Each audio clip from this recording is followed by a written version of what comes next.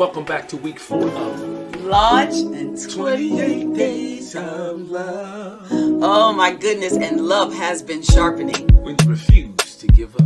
We're back nightly as we have been the whole month of February. 6 p.m. Eastern Standard Time. Yes, but week 4 is just as powerful as week 1, 2, and 3. Yes, indeed. We've got Dwelling Coleman.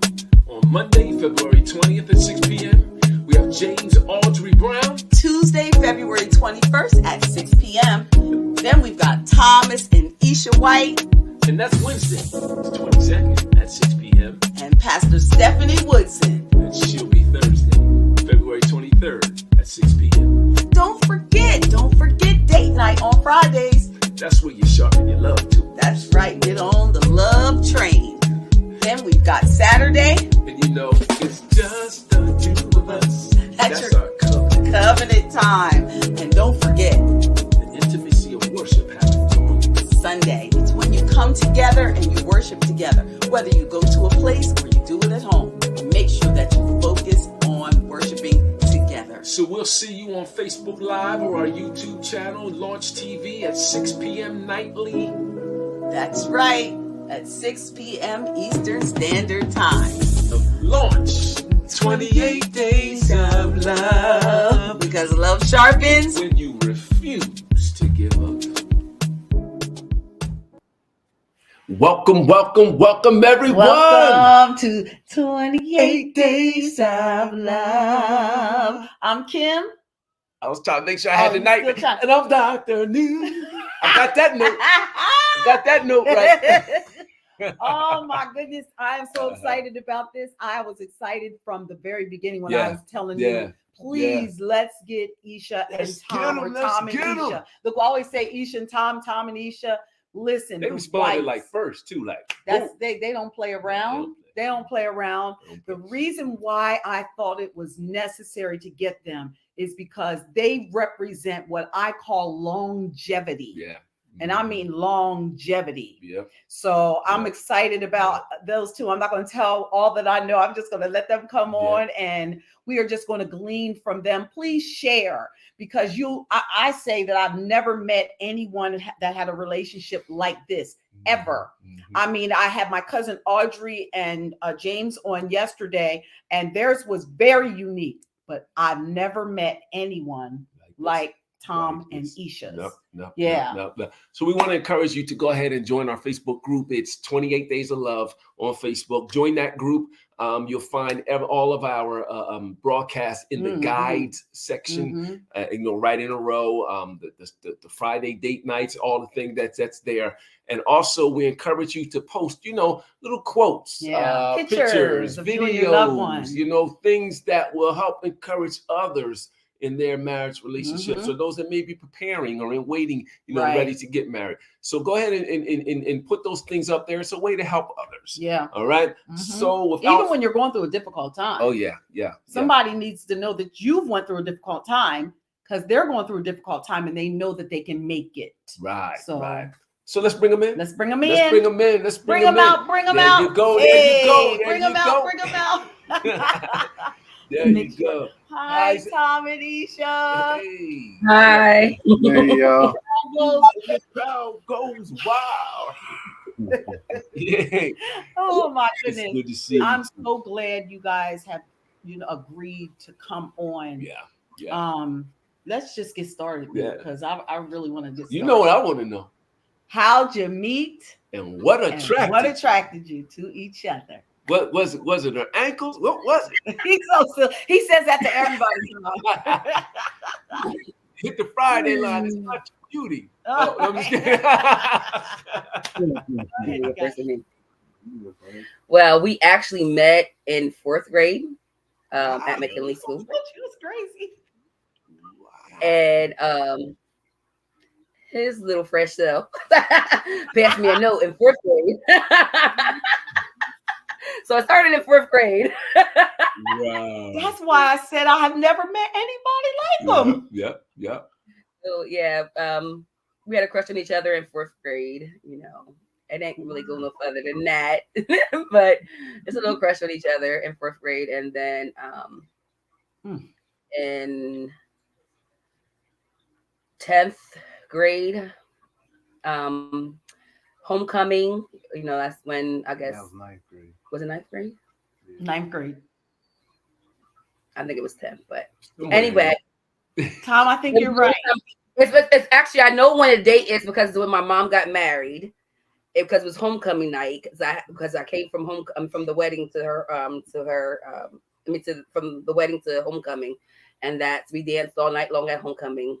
Wow. And then not till the following was the same school year, but not till April of that school year. That's when we started actually dating. 93. Wow. Okay. Okay, Tom, tell your story. Okay, here's my story.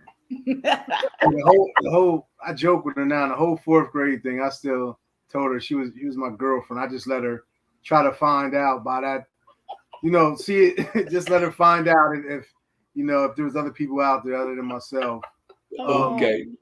So, she skipped a few parts. Like we went to the CA together. It was always a lot of flirting going on in the pool. Right. Just being around each other, going to basketball games, stuff like that. She was actually like I broke the bro code. She was actually my best friend's girlfriend. Not at the time, but I asked him permission, and he actually hooked us. He actually hooked us up. So it was just something instant about her. I think ultimately God knew I needed somebody like her in my life. So I fell in love like right away. And wow. She kind of thought that was kind of weird, but I did. It was like the second week. I told her I loved her, and she like, whoa. Wow. You're moving too fast. Wow. Wow. I love this. Wow. So what attracted you to Tom, Aisha? Oh, he was cute. He was cute. He was so cute. He had some good hair. He was chocolate, had some good hair. I love his smile. He was very, very, very, very, very cute. And at one point, I was in real good shape at one point. Yeah, he was really muscular too. Yeah. Wow. Wow. I didn't know you guys knew each other that long. Man, that's amazing. Yeah. That's amazing. It's weird because I'm sorry. I remember the CA days because Ish was just my little cousin, and I used to come outside and I would see her and Tom by the window of the CA on the side, just sitting there all hugged up, and I was like, look at them. Right. Wow. Right. So you guys have been together how many years altogether? How do you count the years? You count it from fourth grade? Maybe 30 years in April. I count from fourth grade. Count it up, Tom. What you got? Maybe 30 years in April. April 17th will be 30 years. Wow. That we've been together. Wow. Yes. That's just outstanding. I like Tom's years better, Ish. That's just outstanding. That's awesome. Tom counts it all. That's good. Wow. I love this. So throughout all this time and all these years that you've been together, I'm sure you've noticed, you probably are becoming more alike than you were different in the beginning, but are there differences in you? And, like what's different about you, Aisha, that's different than Tom? And how do those things fit together to kind of make that puzzle fit together so nicely for you to, be together for 30 years? Well, I don't know about different because our goal as kids that we both grew up from broken homes. Like we didn't have our dads in our home, so our goal was never, if we had kids, that it would never be a broken home. There would be no one else raising our kids. Right. We would raise our kids together. So that's what started at first, like our goal. And then we got pregnant early. So almost made it official that we said that beforehand, and now we actually are having a son. And as our, when our son came into our life, it is changed a whole lot. I became a mom. It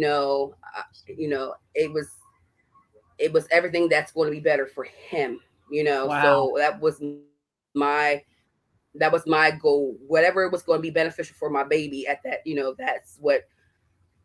that's what I went with. So as far as difference, I mean, I'm a family person, and um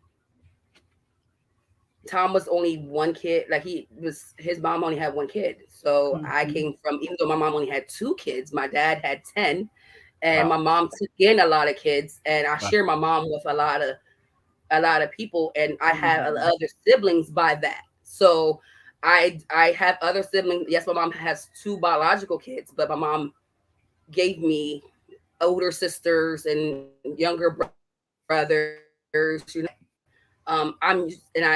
I use that too. Like I take care of my own family, my cousins, or whoever needs my help. That's who I am. That's a little bit. Tom's a little bit different in that part, but he loves that in me. But that's not who he is. Okay. Selfish, Okay. spoiled. Selfish. You say you're. That's Say it again, Tom. selfish and spoiled, and really laid back. She's like outgoing. I'm more reserved, and that kind of evens our personalities out. Like I try to calm her down when she's upset. Like I'm more easier to calm down when I'm upset. It's just because I don't like being out of character. I'm a little feisty. I don't like being, and like she said, she, family, that's what I really loved about her. She was family oriented. I was young. It was a rough time in my teenage years. Dad wasn't around. Mom was on drugs.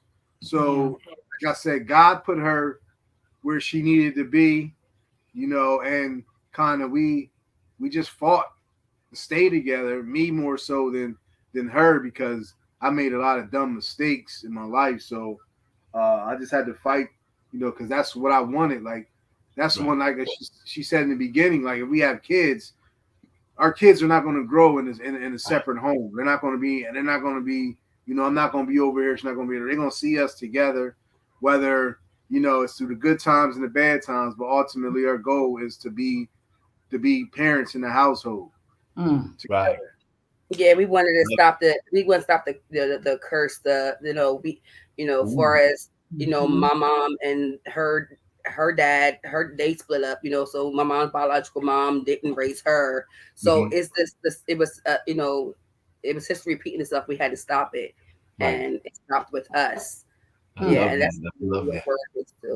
That's amazing. We didn't even ask you we had a question about mission, or for a family, and we didn't even ask you that, but you stated it. You stated it. I have a question. How old were you when you guys started deciding what you wanted your like? How did you know? You know what I mean? That you wanted to raise your kids together and what nobody else. How did you know old that? Were you, and what made that? I was very mature for my age. Like, I had an independent mom that made me very independent. Okay. So, I was taking care of my brother like young. So my mom worked and she was a single parent. So therefore I was watching my brother. I was doing that. So, like mentally, I was definitely older than what I was supposed to. I should not been thinking at that time about a family at that time. But I was 15 years old when me and Tom when we first got together. And I was 16 when I got pregnant. So I was 17 when I actually had my son. But so it was early, you know what I'm saying? So, but I knew what I wanted in life. I knew that it wasn't going to be a stepdad or a stepmom raising my kids or help raising my kids. Not saying nothing wrong with that, because I love my stepmom and I love my stepdad. Like they was, I had a bonus dad and I have a bonus mom. But I didn't want that for mine. I know what I felt like as a kid, not having my father in the household. It made a difference. You know what I mean? I didn't, and no one knows what it feels like unless you went through it. So, Yes. you know, yeah. So, yeah. And it was just also hours and hours on the phone, you know, and we every chance that we could, we was together. You know, she would Okay. be at my house. She had a curfew. We would just talk, and then on the phone we just would talk. We just would talk. I mean, we knew each other from growing up around each other, but we really got to know each other once we got into a relationship. And you know, there's things that I shared with her and she shared with me, and then you know we wanted the same things, you know. So why not do it with somebody that I like I said, I told her I loved her after 2 weeks. Mhm. So Oh, Wow. So you knew what you wanted. that's right. You were just decisive. yeah, Love even though sometimes actions didn't show that, but in my Right. heart I knew what I wanted. Right. You know? Right. So Well, you know, go ahead. I think that's great that you pulled out. So if I'm going to piggyback on that just a little, because I think we missed that Mhm. As adults, that everyone's on a different level of maturity, Mhm. and there's still some development that has to take place, Right. you know, with individuals. So is that something you saw, Isha? Is that what you knew about him? Well, I saw that something I thought was workable. Like I felt though Mm. that I knew that he loved me.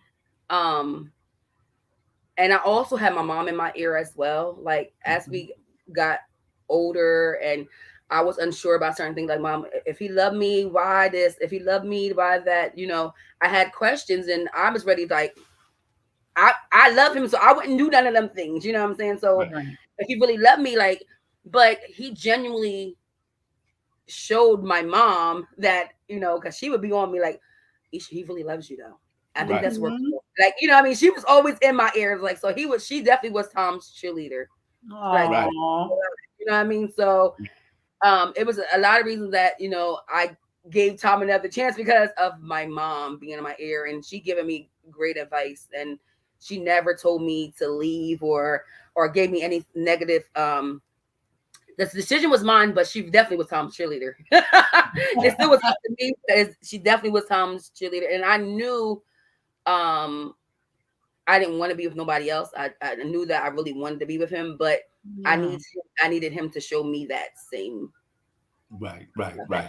I love this. I don't know. It just like gives me goosebumps Yeah. listening. What I love is the Honestly. transparency and the honesty, Yeah. because this is a conversation that a lot of people won't talk about. Is that there's often a process. Mhm. There's often a growth process of coming into who you are. Yeah. You know, especially us as young Black men, we don't even know how half the time. Right. You know, to express our emotions or show those things. Mhm. It's there. How do I reach it? How do I get there? So I applaud you Definitely, for Tom. seeing something workable and standing there. And I applaud you, Tom, for reaching for what was inside you. Yep. You know, and getting there, and maturing into that. That's why we love you guys. It's just an example. Yeah. You're an example. And then the other thing I think that's so powerful that was said tonight, Isha, everything you guys have said has been powerful, but there's key things that just really stands out. You were mature and you had your mind made up and you saw what you didn't want and you planned for what you want,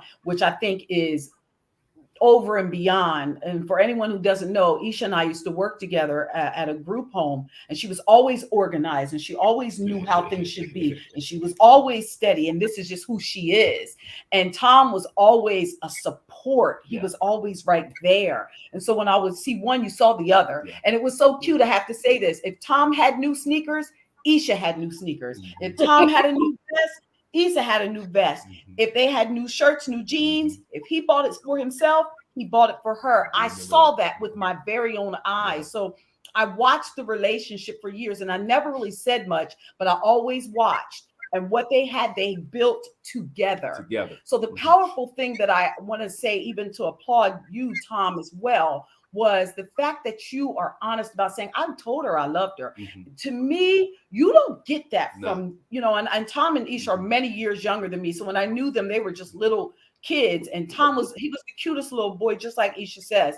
But the fact that he knew how he felt and could say it, You don't get that often. And these guys weren't no joke. They were tough. Yeah. They could throw down. Okay. So the fact that he knew what he wanted and went for it and said how he felt. Yeah, that's you don't amazing. get that often. So she said that they're many years younger than her. That she talking about her. They many years younger than me. They're many years younger than both of us.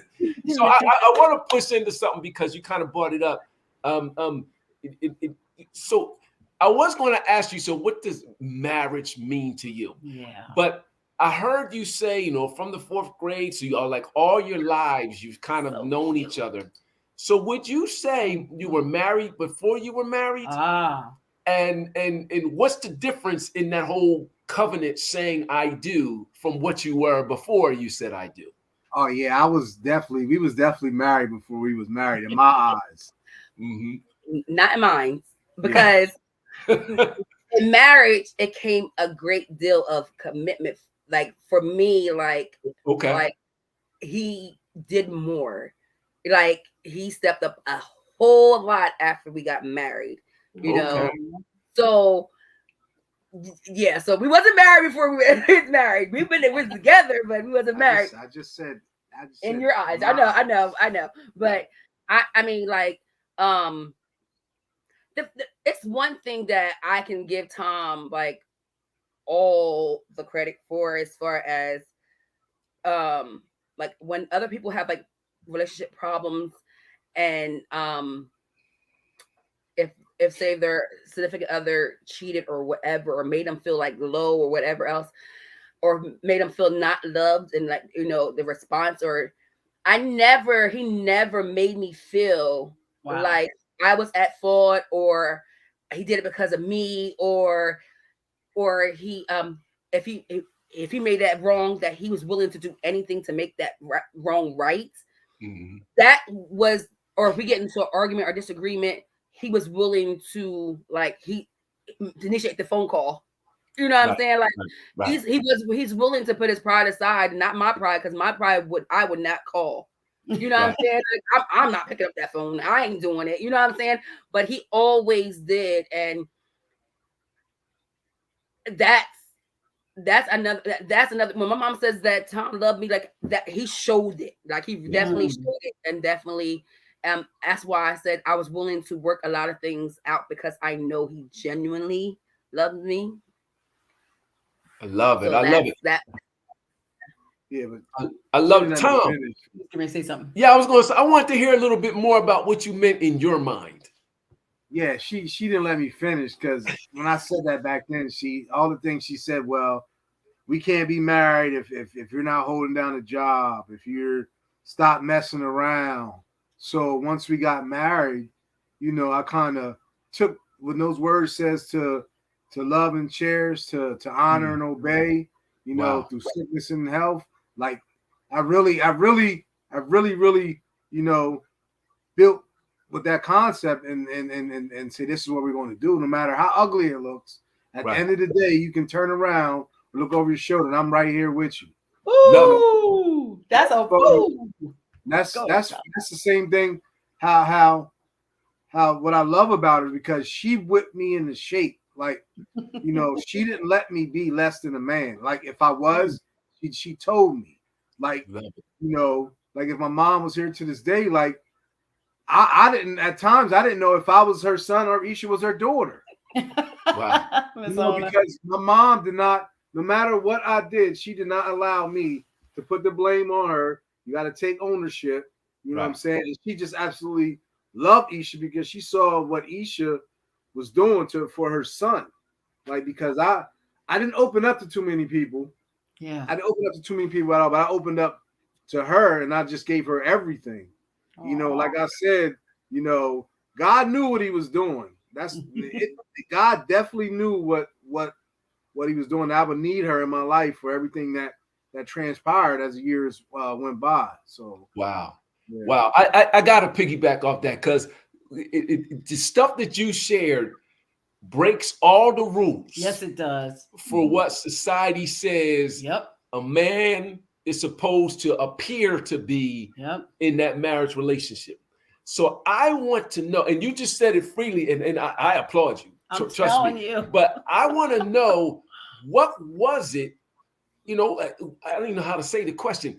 Was it something about Aisha, or was it something about yourself? What made you want to humble yourself, to break your pride, to allow Aisha to be one of the things that builds you into who you could be?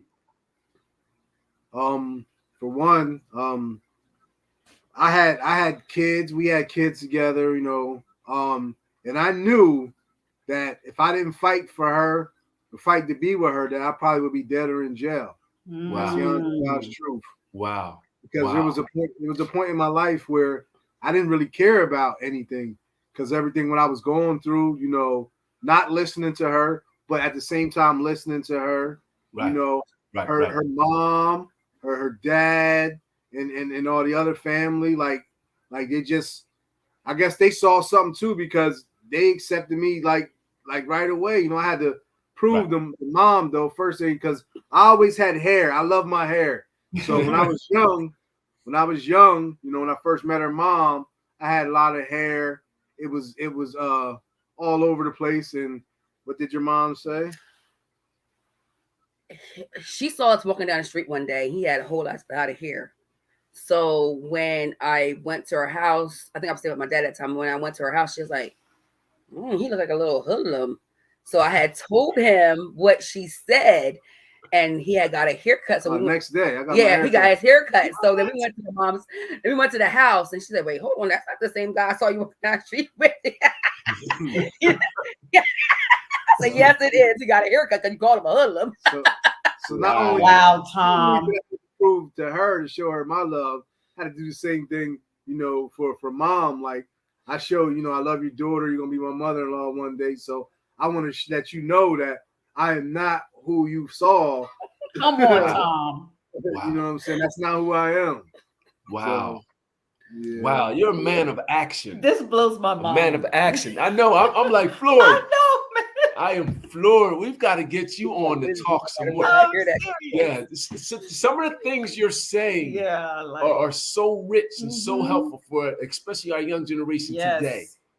You know, with a lot of missing fathers, a lot of you know, just bad influence, and some of the things that you're sharing so easily, you know, being the status that you have. You know what I'm saying? Young folks need to hear this. Listen, we're kind of at time, so I want to ask you guys one last question. Right? I want to ask you this. So you've been together, and you've alluded to the fact that there's been some, let's say, some ups and some downs in your marriage. It's like there has been in all our marriages, right? Just gone. I want to know, what are your go-to strategies when you know, conflict arises in your marriage? So I don't know if you had the same one or something different each. Share with folks, give them a tidbit. What do you do when conflict arises to get through that conflict in your marriage? Well, I'll tell you what you don't do. You don't go to somebody that's not married and talk about your business to anybody. Say it again. Say it again. Do not go to someone that's not married and talk about your business, because they are not going to give you the best advice. Mostly, not everybody. Don't be offended, you know, but mostly. First of all, it's my pastor, or I pray about the situation. Mostly pray about the situation. Right.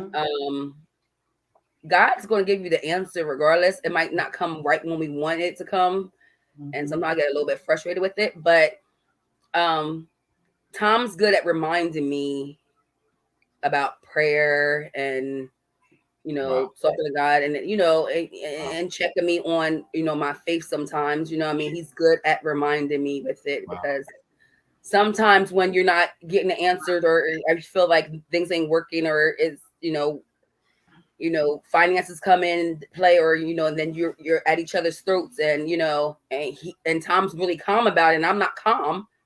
You know, I'm not calm about this, you know, about the situation. And he's like, Aisha, God's our source. Like, you know, he'll remind me in a minute that God's our source, and it's we're gonna be fine. But I be like frantic now. And I was raised in the church. Like, I'm not saying that he wasn't, but I should know that. I should know that. And I shouldn't, but it takes, but he, you know, that's why, like he said, God, we're we're not perfect, but we're perfect together. So That's right. That part. As far as when like a dispute come up, like you gotta talk about it, even though you don't want to talk about it. But for me, the best thing is I give her her time and her space. But and then I reflect on myself. Like if I'm wrong, I don't have no problem with admitting that I'm wrong. I may not want to, but I kind of reflect on myself. Like, hey, like you should have said this differently, or you shouldn't have said anything at all. You shouldn't have responded, because sometimes you can respond without responding. Like she got to look, and then I got to look. Mm-hmm. Sometimes I don't know I'm giving the look, but she reminds me that I'm in. So you just made a face. And then, like What's I that said, face like mean? at the same time, I'm telling her to pray, don't lose out on your faith. I do the same thing, because at the end of the day, we all have that. We still have that common goal to be together through whatever. Right. Ooh. That's some good And nuggets. if you want to try, especially if if he see that you're doing well, you know what I'm saying? He wouldn't be doing his job if he didn't try. So we just have to be prepared and be armored up for his butt. Mm-hmm. So. Mm-hmm. Wow. I just a few more. I know Newt's saying time, but I do have to say this. One of the things that I really admire about Tom and Aisha, and I've never really told you this, is they had their children, all of them together. Mm-hmm. Mm-hmm. All of them. Mm-hmm. They're married one time and they've been together and they've raised their children in the home together. Yep. And I just admire that so much. And as much as you are ready to war on behalf of to keep the covenant of your family together. Mm-hmm. They came and visited us in San Diego. Mm-hmm. Yeah. Like I just like to get emotional on this one, because Aisha and her son that she had at a very young age were graduating from college together. So they all traveled there to come to get their diplomas or their degrees. Yep. And to me, maybe because I know them, why is this making me emotional? Because I know them and I saw, I just saw them grow, and then when they came to San Diego, we like, hey, you come over here with us. Yeah. And they came and they graduated, and Newt was actually, he just tearing up as much as me, working for the university that they were getting their degrees from. And it was just such a blessing to us. I don't even know if you guys know it, but I am extremely proud of both of you. Yeah. And I'm just so thankful to see God take a young childhood relationship, a fourth grade note writing relationship, and turn it into 30 years of marriage with all of your children intact in your home. And I just want you to know, look, he tried to lean to the side. It's allergies in here. I look up to you more than you think when it comes to that. And you all should definitely be talking to people more about how to stay, how longevity looks, what covenant looks like. Coming together in your mind, already married, which made it easy for you to shift into those vows. That to me is mind blowing. Yeah. You two you walk in kingdom principles. Yes, you do. Whether you know it or not, you just dropped some heavy principles for folks. So when we do our marriage conference, we'll definitely call on you. Be calling you. Well, we've been married for 23 years. 20. We got married right after y'all did. Y'all got married right after us. Y'all got married. Yeah, y'all got married right before us, and then our anniversary's right after y'all's. Yeah. Right. So we got married. I'm counting all the fourth grade years that we've been together. Yes, it was 30 years. You're being like Tom now. Yeah. I'm not gonna count. Yeah. So listen, I don't know. Is there any last words you guys have? Anything you guys are up to or doing you'd like to share with everyone out there before we sign off? Any businesses? And if not, there'll be another time. We have a yes to that. I want to personally thank you guys as well for asking us to do this. It was very, very eye-opening, very appreciative. So even though I know it, but saying it just makes me feel good Yes. and look at her like, you stuck with me through some really hard times. Yeah. So that's just making me appreciate her even more. So thank you guys for that. Yeah. And when you think things are going unnoticed, and then for people to see us as this, I would never thought, but all I wanted is to, be happy and to make my kids, happy and to live, a long life with the person that I love. You know what I'm saying? Yeah. So that was our ultimate goal, and we're still every day we still strive for that. Love it. And that's what it is. It's a strive. It's not an easy thing. It is a dedication. Yeah. And you're doing it. And I thank you for sharing. Yeah. So those of you who are out there listening, you just heard a story of a lifetime, of a love from childhood up to adulthood, and they still are together doing this thing together. So that lets you know that so can you. So can you. So can you. Mm-hmm. You don't have to give up so quickly. Yep. I understand the divorce thing, been through it, Newt and I both. Mm-hmm. So we don't have the testimony of Aisha and Tom. Yep. But what our testimony is now is that we are together and we will be together. Right. So I thank you again, Tom and Aisha. Thank you. And please, guys, share this broadcast. Yes. Please share, especially if you have someone that's having a hard time in their relationship. Please share. Right, please share. Right. Mm-hmm. So we'll see you back here tomorrow night, God willing, for the 24th day. Today's 20. What's the day? Today's 22nd. 22. Okay, so we see you back tomorrow night for day 23. We'll have a single. Stephanie, help me with Woodson. Stephanie Woodson is going to be on tomorrow night. So we'll talk to a single. We'll hear some things from her. And that should be a fun time as well. Until then, make it a great day. This was my favorite show. We love you guys. We love you guys. We love you back. All right. Well, welcome back to week 4 of Launch and 28 Days of Love. Oh my goodness, and love has been sharpening. When you refuse to give up. We're back nightly, as we have been the whole month of February. 6 p.m. Eastern Standard Time. Yes, but week 4 is just as powerful as week 1, 2, and 3. Yes, indeed. We've got Welling Coleman. On Monday, February 20th at 6 p.m. We have James Audrey Brown. Tuesday, February 21st at 6 p.m. Then we've got Thomas and Aisha White. And that's Wednesday, the 22nd at 6 p.m. And Pastor Stephanie Woodson. And she'll be Thursday, February 23rd at 6 p.m. Don't forget date night on Fridays. That's where you sharpen your love too. That's right. Get on the love train. Then we've got Saturday. And it's just the two of us. That's our covenant time. And don't forget the intimacy of worship happens on Sunday. It's when you come together and you worship together. Whether you go to a place or you do it at home. Make sure that you focus on worshiping together. So we'll see you on Facebook Live or our YouTube channel, Launch TV, at 6 p.m. nightly. That's right. At 6 p.m. Eastern Standard Time. Launch 28 Days of Love. Because love sharpens when you refuse to give up.